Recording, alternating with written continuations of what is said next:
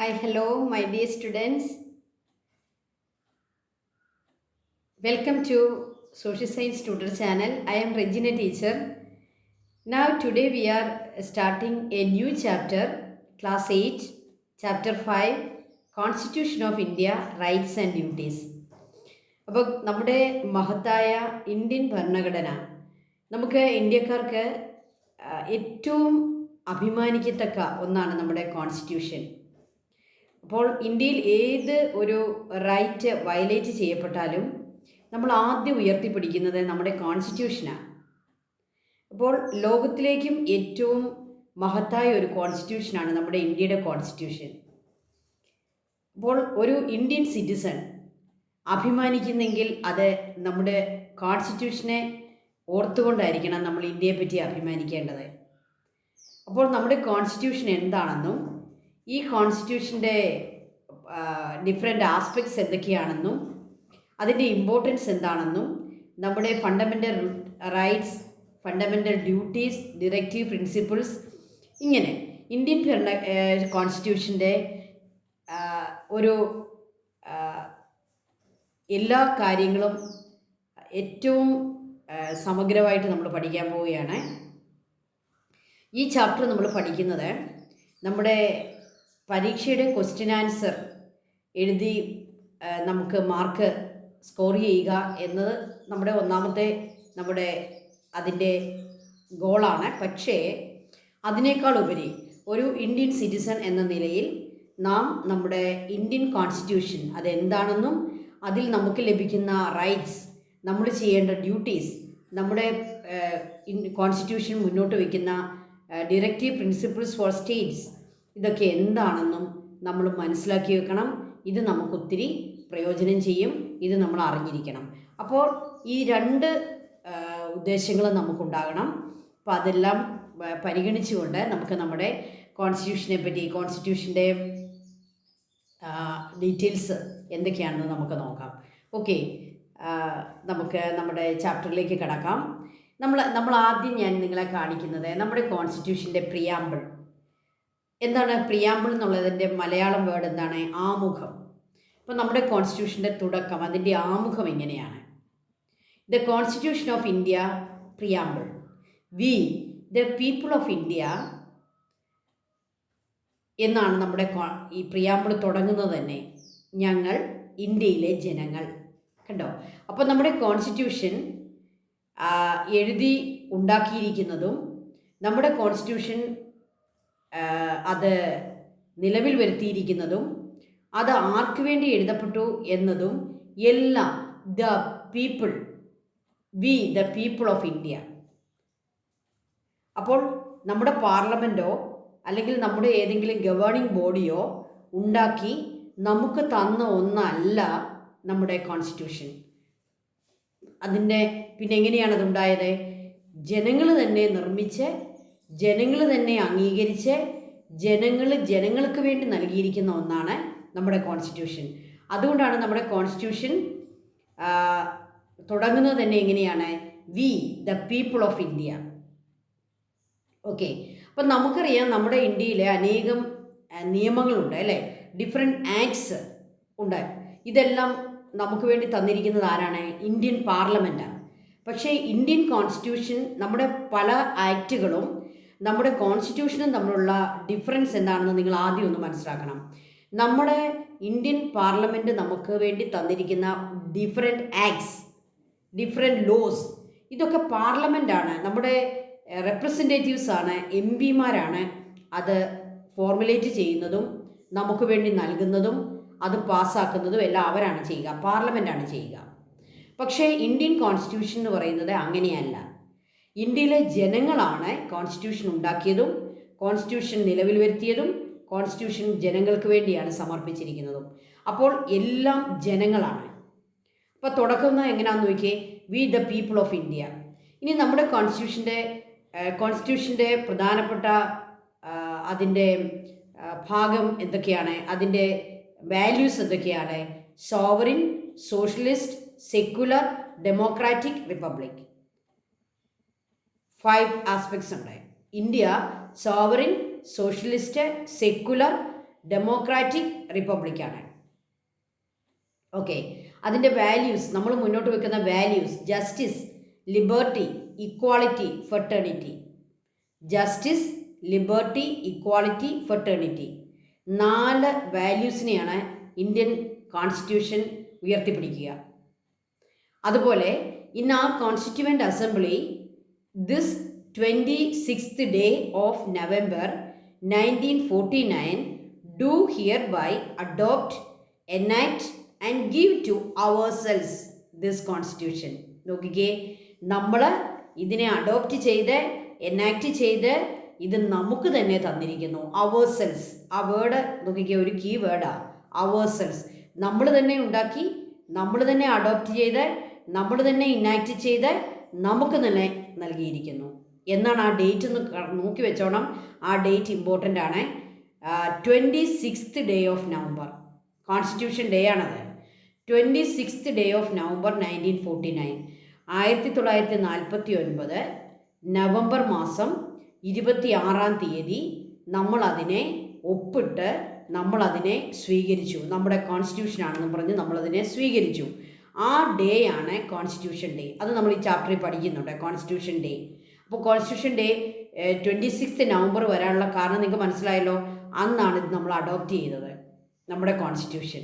അപ്പം നമ്മുടെ കോൺസ്റ്റിറ്റ്യൂഷൻ നമ്മൾ തന്നെ ഉണ്ടാക്കി, നമ്മൾ തന്നെ അതിനെ അഡോപ്റ്റ് ചെയ്ത് ഇനാക്ട് ചെയ്ത് നമുക്കായിട്ട് നമ്മൾ തന്നെ എടുത്തു. So we the people of India. ഇപ്പം നിങ്ങളുടെ മനസ്സിൽ എന്നും നിൽക്കേണ്ട ഒന്നാണ് നമ്മുടെ ഈ പ്രിയാമ്പിള്, നമ്മുടെ ഇന്ത്യൻ കോൺസ്റ്റിറ്റ്യൂഷൻ്റെ പ്രിയാമ്പിൾ. ഇപ്പം നിങ്ങളുടെ സ്കൂളുകളിൽ, നമ്മുടെ സ്കൂളുകളിൽ നമുക്ക് ഈ November 26 അന്ന് നമുക്ക് ഒരു കോൺസ്റ്റിറ്റ്യൂഷൻ ഡേ ആയിട്ട് നമുക്കതിനെ സെലിബ്രേറ്റ് ചെയ്യാൻ പറ്റും. ആ കോൺസ്റ്റിറ്റ്യൂഷൻ ഡേയിൽ നമ്മുടെ ഈ പ്രിയാമ്പിള് എല്ലാ കുട്ടികളും അതിൻ്റെ ഒരു പ്രിൻ്റ് കയ്യിൽ പിടിച്ചുകൊണ്ട് നമ്മളതൊന്ന് വായിക്കുന്നത് നല്ലതായിരിക്കും. നമ്മൾ ആ പ്രിയാമ്പിൾ അന്ന് നമ്മുടെ സ്കൂളിൽ പൊതുവായിട്ട് വായിക്കുകയും നമ്മുടെ കോൺസ്റ്റിറ്റ്യൂഷൻ്റെ പ്രിയാമ്പിൾ അതിൻ്റെ ഒരു ലാമിനേറ്റഡ് കോപ്പി എടുത്ത് നമ്മുടെ ഓഫീസിൻ്റെ മെയിൻ ഭാഗത്ത് എല്ലാവർക്കും കാണത്തക്ക രീതിയിൽ അതിനെ പോസ്റ്റ് ചെയ്യുകയും ചെയ്യണം. ഇങ്ങനെയുള്ള കാര്യങ്ങളൊക്കെ നമ്മൾ ചെയ്യണം. എങ്കിൽ മാത്രമേ നമുക്ക് നമ്മുടെ കോൺസ്റ്റിറ്റ്യൂഷനോടൊരു ഇൻറ്റിമസി ഉണ്ടാകത്തുള്ളൂ, ഒരു ഇൻറ്റിമസി. ഓക്കെ, നമ്മൾ സമയം കളയേണ്ട, നമുക്ക് നമ്മുടെ കോൺസ്റ്റിറ്റ്യൂഷനിലേക്ക് കയറാം. ഓക്കെ, പ്രിയാമ്പിളാണ് ഏറ്റവും പ്രധാനപ്പെട്ട, കോൺസ്റ്റിറ്റ്യൂഷൻ്റെ ഏറ്റവും പ്രധാനപ്പെട്ട ഭാഗമാണ് നമ്മുടെ പ്രിയാമ്പിൾ. ഇനി നമ്മുടെ കോൺസ്റ്റിറ്റ്യൂഷൻ്റെ different areas, which are the different areas of our Indian constitution. Indian കോൺസ്റ്റിറ്റ്യൂഷൻ്റെ മറ്റ് അതിനകത്ത് വരുന്ന ഏരിയാസ് ഏതൊക്കെയാണ്? നമുക്കതിനെ 3 ആയിട്ട് തിരിക്കാം. 3 ഏരിയാസ് ഉണ്ട്. First one fundamental rights, second one guiding principles of state policy, then third one fundamental duties of the citizen. അപ്പോൾ fundamental rights, guiding principles, fundamental duties, these are the different areas in Indian constitution. അപ്പോൾ ഈ 3 ഏരിയയെ വളരെ ഡീറ്റെയിൽഡായിട്ട് കാണിക്കുന്ന ഒന്നാണ് നമ്മുടെ Indian constitution. അതിൻ്റെ തുടക്കത്തിൽ നമുക്കൊരു പ്രിയാമ്പിളുണ്ട്, അത് കഴിഞ്ഞ് ഫണ്ടമെൻ്റൽ റൈറ്റ്സ്, പിന്നെ ഗൈഡിങ് പ്രിൻസിപ്പിൾസ്, വീണ്ടും ഫണ്ടമെൻ്റൽ ഡ്യൂട്ടീസ്. അപ്പോൾ ഇതെല്ലാം കൂടെ ചേർന്ന ലോകത്ത് നമ്മുടെ വേൾഡ് എടുത്ത് നോക്കിയാൽ ഇന്ത്യൻ കോൺസ്റ്റിറ്റ്യൂഷനാണ് ഏറ്റവും വലുത്. It is the biggest one. Written കോൺസ്റ്റിറ്റ്യൂഷനാണ് ഇത്, ബിഗ്ഗസ്റ്റ് ആണ്. അപ്പോൾ ഇന്ത്യൻ കോൺസ്റ്റിറ്റ്യൂഷൻ്റെ 2 പ്രധാനപ്പെട്ട അതിൻ്റെ ഫീച്ചേഴ്സ് എന്ന് പറയുന്നത്, it is A written constitution. നമുക്കറിയാം റിട്ടൺ അല്ലാത്ത കോൺസ്റ്റിറ്റ്യൂഷനുള്ള പല രാജ്യങ്ങളും നമുക്ക് നമ്മുടെ വേൾഡിലുണ്ട്. അതിലേറ്റവും പ്രധാനപ്പെട്ട ഒരു റിട്ടൺ അല്ലാത്ത കോൺസ്റ്റിറ്റ്യൂഷനുള്ള നമ്മുടെ രാജ്യമാണ് ബ്രിട്ടൻ. ബ്രിട്ടൻ്റെ കോൺസ്റ്റിറ്റ്യൂഷൻ എന്ന് പറയുന്നത് റിട്ടൺ അല്ല, എന്നാൽ അമേരിക്കൻ കോൺസ്റ്റിറ്റ്യൂഷൻ റിട്ടൺ ആണ്. അപ്പോൾ നമ്മുടെ ഇന്ത്യ കോൺസ്റ്റിറ്റ്യൂഷൻ ഡെവലപ്പ് ചെയ്തപ്പോൾ നമ്മൾ അമേരിക്കൻ കോൺസ്റ്റിറ്റ്യൂഷൻ റിട്ടൺ ആയതുപോലെ നമ്മുടെ ഇന്ത്യൻ കോൺസ്റ്റിറ്റ്യൂഷനും റിട്ടൺ ആണ്. അതുപോലെ തന്നെ it is the biggest one in the world. Okay, അപ്പോൾ അതിനകത്ത് എന്തൊക്കെയാണുള്ളത്? Fundamental rights, guiding principles of the state policy, then fundamental duties of the citizen. Then നമുക്ക് കുറച്ച് ഒബ്ജക്റ്റീവ് ടൈപ്പ് 1 വേർഡ് ക്വസ്റ്റ്യൻസ് പഠിക്കാം. Who is the architecture of Indian constitution? Architect of Indian constitution doctor BR Ambedkar. നമുക്ക് അംബേദ്കറുടെ ഒരു picture ഒന്ന് കാണാം. ഇദ്ദേഹത്തെ നിങ്ങൾക്ക് എല്ലാവർക്കും അറിയാം. ഇദ്ദേഹത്തിൻ്റെ കണ്ണടയൊക്കെ അല്ലേ, ഒരു സെപ്പറേറ്റ് ഒരു സ്പെഷ്യാലിറ്റിയുള്ള കണ്ണടയൊക്കെയാണ് അദ്ദേഹത്തിന്. അപ്പോൾ ഡോക്ടർ ബി ആർ അംബേദ്കർ ആണ് കോൺസ്റ്റിറ്റ്യൂഷൻ അത് ഡ്രാഫ്റ്റ് ചെയ്ത കമ്മിറ്റിയുടെ ചെയർമാനായിരുന്നു അദ്ദേഹം. He was the chairman of the drafting committee of Indian constitution. Indian കോൺസ്റ്റിറ്റ്യൂഷൻ്റെ ഒരു constituent assembly, it's a big body. Constituent assembly എന്നുള്ള പേരിൽ ഒരു ബിഗ് ബോഡി ഉണ്ടായിരുന്നു ഇന്ത്യൻ കോൺസ്റ്റിറ്റ്യൂഷൻ ഉണ്ടാക്കാൻ വേണ്ടി. ആ ബോഡിയിൽ 299 മെമ്പേഴ്സ് ഉണ്ടായിരുന്നു, 299 മെമ്പേഴ്സ്. അപ്പോൾ ആ കമ്മിറ്റിയിൽ നിന്നും, അതൊരു ബിഗ് കമ്മിറ്റി ആയതുകൊണ്ട് ഇത് എഴുതി ഉണ്ടാക്കാൻ വേണ്ടി, കോൺസ്റ്റിറ്റ്യൂഷൻ റൈറ്റ് ചെയ്ത് എഴുതി തയ്യാറാക്കാൻ വേണ്ടി ഒരു ഡ്രാഫ്റ്റിംഗ് കമ്മിറ്റി അവർ സെലക്ട് ചെയ്തു. ആ കമ്മിറ്റി അതിൻ്റെ ചെയർമാനായിരുന്നു ഡോക്ടർ ബി ആർ അംബേദ്കർ. അതുകൊണ്ട് ശരിക്കും പറഞ്ഞാൽ നമ്മുടെ കോൺസ്റ്റിറ്റ്യൂഷൻ്റെ എല്ലാ കാര്യങ്ങളും ചെയ്തത് ഡോക്ടർ ബി ആർ അംബേദ്കറുടെ നേതൃത്വത്തിലുള്ള ഡ്രാഫ്റ്റിംഗ് കമ്മിറ്റിയാണ്. അതുകൊണ്ട് ആർക്കിടെക്റ്റ് ഓഫ് ഇന്ത്യൻ കോൺസ്റ്റിറ്റ്യൂഷൻ, നമ്മുടെ ഭരണഘടനയുടെ ശില്പി എന്ന് പറയുന്നത് ഡോക്ടർ ബി ആർ അംബേദ്കറെയാണ്. Okay, what are the values declared by the preamble of Indian constitution? Indian കോൺസ്റ്റിറ്റ്യൂഷൻ്റെ പ്രിയാമ്പിളിൽ കാണുന്ന വാല്യൂസ് ഏതൊക്കെയാണ്? Justice, liberty, equality, fraternity. 4 values ഉണ്ട് നമുക്ക്. Who was the chairman of the constituent assembly? ഞാൻ പറഞ്ഞല്ലോ 299 മെമ്പേഴ്സ് ഉള്ള ഒരു വലിയ അസംബ്ലി ആയിരുന്നു കോൺസ്റ്റിറ്റ്യൂവൻ്റ് അസംബ്ലി. എന്തുകൊണ്ടാണ് അതിന് കോൺസ്റ്റിറ്റ്യൂവൻ്റ് അസംബ്ലി എന്ന് പേര് വന്നത്? കോൺസ്റ്റിറ്റ്യൂഷൻ എഴുതി ഉണ്ടാക്കാൻ, അല്ലെ കോൺസ്റ്റിറ്റ്യൂഷന് വേണ്ടി ഉണ്ടാക്കിയ അസംബ്ലി ആയതുകൊണ്ടാണ് അതിൻ്റെ പേര് തന്നെ കോൺസ്റ്റിറ്റ്യൂവൻ്റ് അസംബ്ലി. മനസ്സിലായല്ലോ? ആ അസംബ്ലിക്ക് നമ്മൾ എന്ത് പേര് കൊടുത്തു? കോൺസ്റ്റിറ്റ്യൂഷൻ എന്ന വാക്കിൽ നിന്നുമാണ് കോൺസ്റ്റിറ്റ്യൂവൻ്റ് അസംബ്ലി എന്ന പേര് വന്നത്. അപ്പോൾ ഇന്ത്യയുടെ കാശ്മീർ തൊട്ട് കന്യാകുമാരി വരെ പല റിലീജിയൻ, പല ലാംഗ്വേജ്, പല കൾച്ചറൽ ആളുകളെ സെലക്ട് ചെയ്തുകൊണ്ട് ഒരു വലിയ ഒരു ഗ്രൂപ്പ് ഓഫ് പീപ്പിളെയാണ് നമ്മൾ കോൺസ്റ്റിറ്റ്യൂവൻ്റ് അസംബ്ലിയിലേക്ക് തിരഞ്ഞെടുത്തത്. അതിനകത്ത് രാഷ്ട്രീയ പാർട്ടികളുടെ പ്രതിനിധികളുണ്ട്, അതുപോലെ തന്നെ റിലീജിയസ് പ്രതിനിധികളുണ്ട്, പല ഭാഷക്കാരുടെ പ്രതിനിധികളുണ്ട്, പല പ്രോവിൻസുകളുടെ പ്രതിനിധികളുണ്ട്. ചുരുക്കി പറഞ്ഞാൽ കാശ്മീർ തൊട്ട് കന്യാകുമാരി വരെ ഇന്ത്യയുടെ എല്ലാ ഭാഗത്തു നിന്നുമുള്ള എല്ലാത്തരം ആൾക്കാരെയും സെലക്ട് ചെയ്തുകൊണ്ടുള്ള ഒരു അസംബ്ലി ആയിരുന്നു കോൺസ്റ്റിറ്റ്യൂവൻ്റ് അസംബ്ലി. അതുകൊണ്ട് തന്നെ അതിനകത്ത് എത്ര മെമ്പേഴ്സ് വന്നു? 299 മെമ്പേഴ്സ് വന്നു. ഓക്കെ, ഈ വലിയ കമ്മിറ്റിയുടെ ചെയർമാൻ ആരാണെന്നാണ് ചോദിക്കുന്നത്. Doctor Rajendra Prasad. Okay, who was the chairman of constituent assembly? Doctor Rajendra Prasad. അതിനകത്തുനിന്ന് എടുത്ത ഒരു ചെറിയ കമ്മിറ്റിയാണ് ഏത്? Drafting committee. അതിൻ്റെ ചെയർമാനായിരുന്നു ആരെ? Doctor B R Ambedkar. Okay, next, the architect of Indian constitution doctor B R Ambedkar. Okay, then what are fundamental rights? നമുക്കറിയാം നമ്മുടെ കോൺസ്റ്റിറ്റ്യൂഷൻ്റെ പല ഏരിയാസ് പറഞ്ഞപ്പോൾ ഫസ്റ്റ് ഏരിയ എന്ന് പറയുന്ന fundamental rights. Fundamental rights to citizens. What are fundamental rights? Fundamental rights are such rights recognized, protected and enforced by states. അപ്പം നമ്മുടെ state recognise ചെയ്യുകയും protect ചെയ്യുകയും എൻഫോഴ്സ് ചെയ്യുകയും ചെയ്യുന്ന റൈറ്റുകളെയാണ് ഫണ്ടമെൻ്റൽ റൈറ്റ്സ് എന്ന് പറയുക. Fundamental rights are such rights recognised, protected and enforced by states. Fundamental rights are enshrined in part 3 of the constitution. നമ്മുടെ കോൺസ്റ്റിറ്റ്യൂഷനെ പല പാർട്ടുകളായിട്ട് തിരിച്ചിട്ടുണ്ട്. പാർട്ട് 1, പാർട്ട് 2, പാർട്ട് 3, പാർട്ട് 4 ഇങ്ങനെ പാർട്ടുകളായിട്ട് തിരിച്ചിരിക്കുന്നു. അതിൽ പാർട്ട് 3യിലാണ് ഏത് വരിക? Fundamental rights. Fundamental rights are enshrined in the part 3 of Indian constitution. It is the constitution that protect and ensures fundamental rights. അപ്പോൾ ഫണ്ടമെൻ്റൽ റൈറ്റുകളെ എൻഷുവർ ചെയ്യുന്നതും അതിനെ പ്രൊട്ടക്റ്റ് ചെയ്യുന്നതും നമ്മുടെ കോൺസ്റ്റിറ്റ്യൂഷനാണ്. അതായത് ഫണ്ടമെൻ്റൽ റൈറ്റ്സ് എന്ന് പറയുന്നത് കോൺസ്റ്റിറ്റ്യൂഷൻ നമ്മൾക്ക് തരുന്ന റൈറ്റുകളാണ്, അല്ലാതെ പാർലമെൻറ്റ് തരുന്ന റൈറ്റ് അല്ല. ഇത് പ്രൊട്ടക്റ്റ് ചെയ്യുന്നത് ആര് തന്നെയാണ്? സ്റ്റേറ്റാണ് പ്രൊട്ടക്റ്റ് ചെയ്യുക. സ്റ്റേറ്റ് എന്ന് ഉദ്ദേശിക്കുന്നത് നമ്മുടെ 29 സ്റ്റേറ്റുകളല്ല, നമ്മുടെ ഈ രാജ്യം, നമ്മുടെ ഈ നമ്മുടെ കൺട്രിയാണ് നമുക്ക് വേണ്ടി ഏത് ചെയ്യുന്നത്? ഫണ്ടമെൻ്റൽ റൈറ്റ്സ് നമുക്ക് പ്രൊട്ടക്റ്റ് ചെയ്ത് തരുന്നത്, അത് റെക്കഗ്നൈസ് ചെയ്യുന്നത് എല്ലാം നമ്മുടെ രാജ്യമാണ്. ഇത് നമുക്ക് തരുന്നത് ആരാണ്? ഇത് നമ്മുടെ കോൺസ്റ്റിറ്റ്യൂഷനാണ് നമുക്ക് തരുന്നത്. അല്ലാതെ ഇവിടെ ആരില്ല? ഗവൺമെൻറ്, പാർലമെൻറ്റ്, ഇതൊന്നും ഇതിനകത്ത് വരുന്നില്ല.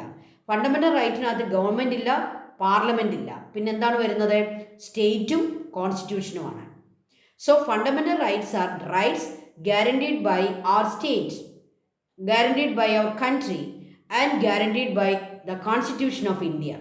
അപ്പോൾ കോൺസ്റ്റിറ്റ്യൂഷൻ ഓഫ് ഇന്ത്യ നമുക്ക് ഗ്യാരണ്ടി ചെയ്തു തരുന്ന, റെക്കഗ്നൈസ് ചെയ്തു തരുന്ന, പ്രൊട്ടക്റ്റ് ചെയ്തു തരുന്ന, എൻഫോഴ്സ് ചെയ്തു തരുന്ന റൈറ്റ്സ് ആണ് ഫണ്ടമെൻ്റൽ റൈറ്റ്സ്.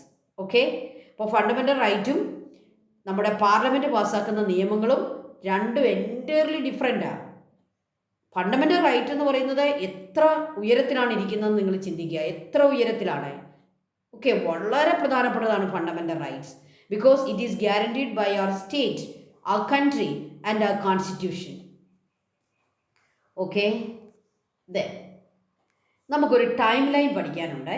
അതായത് ഈ ഫണ്ടമെൻ്റൽ റൈറ്റ്സ് നമ്മുടെ BR അംബേദ്കറും ഡ്രാഫ്റ്റിംഗ് കമ്മിറ്റിയും നമ്മുടെ കോൺസ്റ്റിറ്റ്യൂഷനിലേക്ക് കൊണ്ടുവരാൻ അതിനൊരു ബാക്ക്ഗ്രൗണ്ട് ഉണ്ട്, അതിനൊരു ചരിത്രമുണ്ട്, അതിനൊരു ഹിസ്റ്ററി ഉണ്ട്. ലോകത്ത് ഇവർ വെറുതെ ഇന്ത്യയെ മാത്രം ബേസ് ചെയ്തുകൊണ്ടല്ല നമ്മുടെ ഈ കോൺസ്റ്റിറ്റ്യൂഷൻ നിർമ്മിച്ചിരിക്കുന്നത്. ലോകത്താകമാനമുള്ള കോൺസ്റ്റിറ്റ്യൂഷൻസിനെ വിലയിരുത്തിക്കൊണ്ട്, അതിനെയൊക്കെ മോഡലാക്കിക്കൊണ്ട്, അതിനെയൊക്കെ പഠിച്ചിട്ട് അതിനേക്കാൾ ബെറ്ററായ ഒരെണ്ണമാണ് നമുക്ക് വേണ്ടി ഉണ്ടാക്കി തന്നിരിക്കുന്നത്.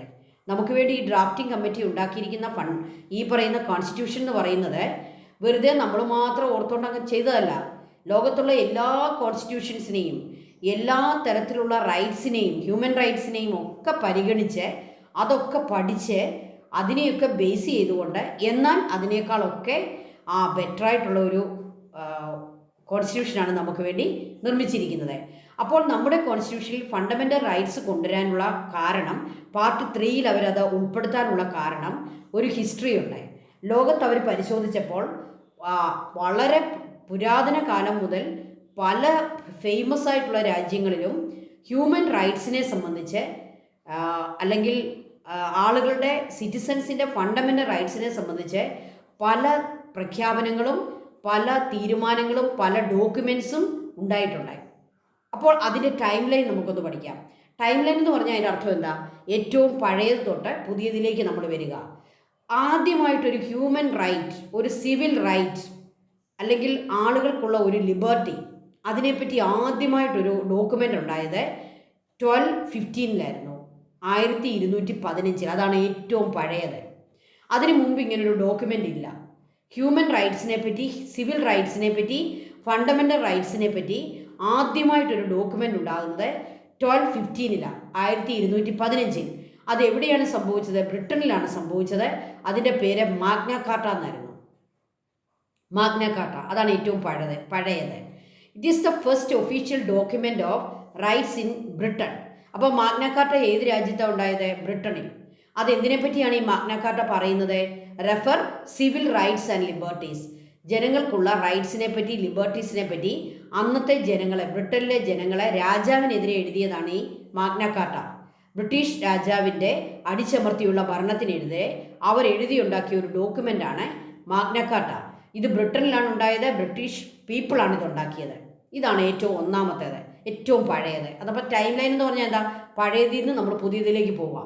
വീണ്ടും നമ്മൾ ലോകത്തിലെ ചരിത്രം പരിശോധിച്ചാൽ, വേൾഡ് ഹിസ്റ്ററി എടുത്ത് നോക്കിയാൽ, രണ്ടാമത് ഇങ്ങനൊരു ഡോക്യുമെൻ്റ് വന്നത് സിവിൽ റൈറ്റ്സിനെ പറ്റി, ഹ്യൂമൻ റൈറ്റ്സിനെ പറ്റി രണ്ടാമതൊരു ഡോക്യുമെൻ്റ് നമ്മൾ കാണുന്നത് അമേരിക്കയിലാണ്. യു എസ് എഴുതിയുണ്ടാക്കിയ ഒരു ഡോക്യുമെൻ്റ് ഉണ്ട്, US ജനങ്ങളെ. അതെന്നാണ് വന്നത്? ഒരുപാട് വർഷങ്ങൾക്ക് ശേഷമാണ്. 1789 യുണൈറ്റഡ് സ്റ്റേറ്റ്സിലെ ആളുകൾ ഒരു സിവിൽ റൈറ്റ്സിനെ പറ്റി, ഹ്യൂമൻ റൈറ്റ്സിനെ പറ്റി ഒരു ഡോക്യുമെൻ്റ് ഉണ്ടാക്കി. അതിൻ്റെ പേരെന്താണ്? United States bill of rights.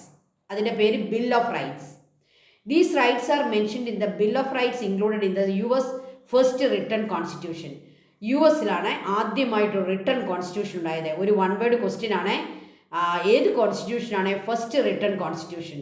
Which constitution is referred as the first written constitution? It is the constitution of US. അതിലാണ് രണ്ടാമത് നമ്മളൊരു സിവിൽ റൈറ്റ്സിനെ പറ്റി ഒരു ഡോക്യുമെൻ്റ് കാണുന്നത്. അതിൻ്റെ പേര് ബിൽ ഓഫ് റൈറ്റ്സ് 1789. ഓക്കെ, മൂന്നാമത് നമ്മളൊന്ന് കാണുന്നത് 1789 തന്നെ ഫ്രാൻസിലാണ്. ഫ്രഞ്ച് റെവല്യൂഷൻ്റെ കാലത്ത് അവിടെയുള്ള ഫ്രാൻസിലെ ആളുകൾ, ഫ്രഞ്ച് പീപ്പിൾ, അവരും ഒരു ഡോക്യുമെൻ്റ് എഴുതിയുണ്ടാക്കി. അതിൻ്റെ പേരെന്താണ്? Declaration of human rights. Okay, അതും ഏത് ഇയറിൽ തന്നെയാണ്? ഓർത്തു വെക്കാൻ എളുപ്പമാണ്. ഈ US ബിൽ ഓഫ് റൈറ്റ്സിൻ്റെ അതേ ഇയർ 1789. ഓക്കെ, അതിനകത്താണ് ഹ്യൂമൻ റൈറ്റ്സിനെ സംബന്ധിച്ച് വലിയൊരു ഡെഫിനിഷൻ ഉണ്ടായത്. ഫ്രഞ്ച് റെവല്യൂഷൻ കാലത്ത് ഫ്രാൻസിലെ ആളുകൾ എഴുതിയുണ്ടാക്കിയ ഡിക്ലറേഷൻ ഓഫ് ഹ്യൂമൻ റൈറ്റ്സ് അതിനകത്താണ്. ഓക്കെ, അപ്പോൾ ഒന്നാമത്തേത് മാഗ്ന കാർട്ട, അത് ബ്രിട്ടീഷ് പീപ്പിളാണ്, അത് 1215 രണ്ടാമത് നമ്മൾ കാണുന്നത് US കോൺസ്റ്റിറ്റ്യൂഷനിൽ കാണുന്ന ബിൽ ഓഫ് റൈറ്റ്സ് ആണ്. മൂന്നാമത് നമ്മൾ ടൈം ലൈൻ നോക്കുമ്പോൾ കാണുന്നത് ഫ്രഞ്ച് റെവല്യൂഷൻ കാലത്ത് ഫ്രാൻസുകാർ എഴുതിയുണ്ടാക്കിയ ഡിക്ലറേഷൻ ഓഫ് ഹ്യൂമൻ റൈറ്റ്സ് ആണ്. ഇനിയും ലാസ്റ്റായിട്ട് നമ്മൾ ഈ ഹിസ്റ്ററി പരിശോധിച്ചാൽ നമുക്ക് കാണുന്നത് UNOയുടെയാണ്. UNO, United Nations universal declaration of human rights. നമ്മുടെ യുണൈറ്റഡ് നേഷൻസ് ഓർഗനൈസേഷൻ UNO ഒരു ഡിക്ലറേഷൻ എഴുതിയുണ്ടാക്കി ഹ്യൂമൻ റൈറ്റ്സിനെ പറ്റി. അതിൻ്റെ പേര് United Nations universal declaration of human rights. അതിൻ്റെ ഇയർ ഏതാണ്? 1948.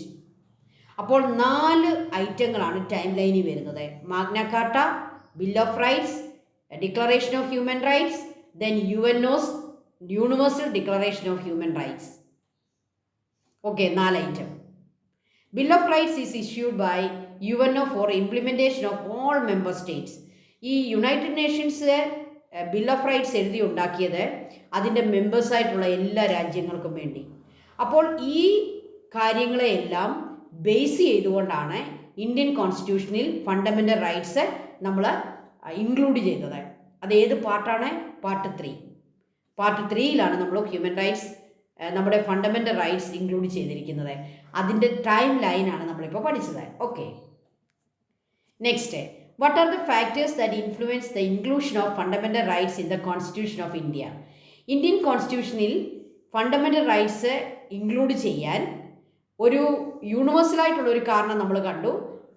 നമ്മുടെ ഈ വേൾഡിൽ പല സ്ഥലത്തും ഈ ഫണ്ടമെൻ്റൽ റൈറ്റ്സ് വന്നിട്ടുണ്ട്. അത് യൂണിവേഴ്സലായിട്ടുള്ള റീസണാണ്. എന്നാൽ ഒരു ഇന്ത്യൻ റീസണും അതിനുണ്ട്. ഇന്ത്യയിൽ ഇത് കൊണ്ടുവരാനുള്ള ഒരു ഇന്ത്യൻ റീസൺ എന്താണെന്നാണ് നമ്മൾ ഇനി പഠിക്കുന്നത്. എന്താണ് ഇന്ത്യൻ റീസൺ എന്ന് പറഞ്ഞാൽ? ഇന്ത്യയിലും അതിനൊരു ബേസ് ഉണ്ട്, ഇന്ത്യയിലും അതിനൊരു ഹിസ്റ്ററി ഉണ്ട്. എന്താണ് ആ history? Why we include fundamental rights in our constitution? What was the reason? What are the factors? First one, denial of rights experience during British rule. 200 കൊല്ലത്തോളം ബ്രിട്ടീഷുകാരെ human rights, civil rights deny ചെയ്തുകൊണ്ട് നമ്മളെ ഭരിച്ചു. നമ്മൾ അടിമകളായിരുന്നു, അല്ലേ? അപ്പോൾ നമുക്ക് 200 കൊല്ലത്തോളം ബ്രിട്ടീഷ് ഭരണത്തിൽ എന്ത് കിട്ടിയില്ല? ഹ്യൂമൻ റൈറ്റ്സ് ഒന്നും തന്നെ കിട്ടിയില്ല. അവരത് നമുക്ക് തന്നില്ല.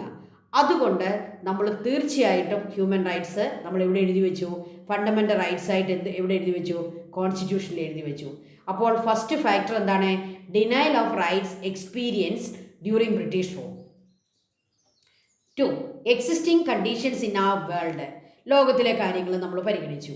Existing conditions in our world എന്താണ്? കൊളോണിയലിസം ഒക്കെ ഉള്ള ഒരു കാലം. ഓക്കെ, മൂന്നാമത്തെ കാരണം എന്താണ്? Values upheld by the freedom struggle. Freedom struggle നടന്ന ആ കാലങ്ങളിൽ, ഗാന്ധിജിയുടെ നേതൃത്വത്തിൽ നടന്ന ഫ്രീഡം സ്ട്രഗിളിൻ്റെ ആ ഒരു കാലഘട്ടത്തിൽ ഈ ഫ്രീഡം ഫൈറ്റേഴ്സ് അവർ പലപ്പോഴും സ്ലോഗൻസ്, മുദ്രാവാക്യങ്ങൾ വിളിക്കുന്നത്, റാലികൾ സംഘടിപ്പിക്കുമ്പോൾ അവരെന്താണ് വിളിച്ചു പറഞ്ഞുകൊണ്ടിരുന്നത്? ലിബർട്ടി, ഇക്വാളിറ്റി, ഫെർട്ടേണിറ്റി, ജസ്റ്റിസ്, ഈ വാക്കുകളായിരുന്നു അവർ ഉപയോഗിച്ചുകൊണ്ടിരുന്നത്. മനസ്സിലായോ? സിവിൽ റൈറ്റ്സിനെ സംബന്ധിച്ചുള്ള ഏറ്റവും കീ വേർഡ്സ് ആണ് liberty, equality, freedom, fraternity, justice. ഈ കാര്യങ്ങളൊക്കെ സ്ലോഗൻസ് ആയിട്ട് നമ്മുടെ റാലികളിലുമൊക്കെ ഫ്രീഡം ഫൈറ്റേഴ്സ് ഉപയോഗിക്കുമായിരുന്നു. So the values upheld by the freedom struggle was the reason for this inclusion of fundamental rights in our constitution. Ideas of Indian Renaissance movement. What is this Indian Renaissance movement? Indian Renaissance movement means Indian social reform movements. അതായത് നമ്മുടെ social റീഫോമേഴ്സ് ആരൊക്കെയാണത്?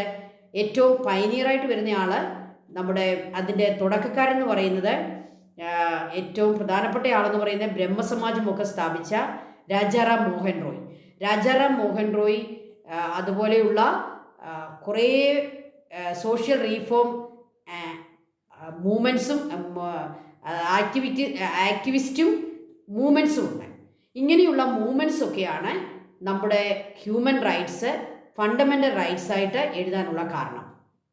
Renaissance movement. Okay, renaissance എന്ന് പറയുന്നത് നമ്മൾ യൂറോപ്പിലാണ് സംഭവിച്ചെന്ന് പറയുന്നു. പക്ഷേ എന്നാലും ഇന്ത്യയിലും റെനേസൻസ് ഉണ്ടായി. ഒരു വലിയ വ്യത്യാസം, ഒരു വലിയ മോഡേണൈസേഷൻ നമ്മുടെ രാജ്യത്ത് നടന്നു. നമ്മുടെ ഇന്ത്യയിലുണ്ടായിരുന്ന എല്ലാ സോഷ്യൽ ഈവിൾസിനെയും എതിർക്കുകയും അതിനെതിരെ പ്രവർത്തിക്കുകയും ചെയ്ത ഒരു വലിയ ഒരു സംഭവം, ഒരു മൂവ്മെൻറ്റ്, സോഷ്യൽ റീഫോം മൂവ്മെൻറ്റ്സ്, അതിനെയാണ് ഇവിടെ റിനൈസൻസ് മൂവ്മെൻറ്റ്സ് എന്ന് പറയുന്നിരിക്കുന്നത്. അതും ഫണ്ടമെൻ്റൽ റൈറ്റ്സ് നമ്മൾ ഇന്ത്യയിൽ കോൺസ്റ്റിറ്റ്യൂഷനിൽ ഉൾപ്പെടുത്താനുള്ള കാരണമാണ്. Then rights mentioned in the constitution of other countries. മറ്റ് രാജ്യങ്ങളുടെ, US-ൻ്റെ, ബ്രിട്ടൻ്റെ, അങ്ങനെയുള്ള രാജ്യങ്ങളുടെ, ഫ്രാൻസിൻ്റെയൊക്കെ കോൺസ്റ്റിറ്റ്യൂഷൻ എഴുതി നോക്കിയപ്പോൾ അവിടെയും നമ്മൾ എന്ത് കണ്ടു? ഫണ്ടമെൻ്റൽ റൈറ്റ്സ് കണ്ടു. അതുകൊണ്ട് നമ്മളും അത് നല്ലതാണെന്ന് മനസ്സിലാക്കി നമ്മുടെ കോൺസ്റ്റിറ്റ്യൂഷനിൽ നമ്മളത് അഡോപ്റ്റ് ചെയ്തു. ഓക്കെ, ഇൻക്ലൂഡ് ചെയ്തു. അപ്പോൾ ഇതെല്ലാമാണ് ഇന്ത്യൻ കോൺസ്റ്റിറ്റ്യൂഷനിൽ ഫണ്ടമെൻ്റൽ റൈറ്റ്സ് ഇൻക്ലൂഡ് ചെയ്യാനുള്ള റീസൺസ്. ഓക്കെ, ദെൻ നമ്മുടെ കോൺസ്റ്റിറ്റ്യൂഷൻ ഡേ എന്നാണ് November 26 അല്ലേ? നമ്മുടെ November 26 നമ്മൾ അഡോപ്റ്റ് ചെയ്തത്. കോൺസ്റ്റിറ്റ്യൂഷൻ അസംബ്ലി അതിനകത്ത് ഒപ്പിട്ടു. കോൺസ്റ്റിറ്റ്യൂവൻ്റ് അസംബ്ലിയുടെ ഒപ്പൊക്കെ വീണ ദിവസമാണ്. അതുകൊണ്ട് November 26 നമ്മൾ ഇതായിട്ട് കാണുന്നത് constitution day. Okay, then what are the fundamental rights guaranteed by the constitution?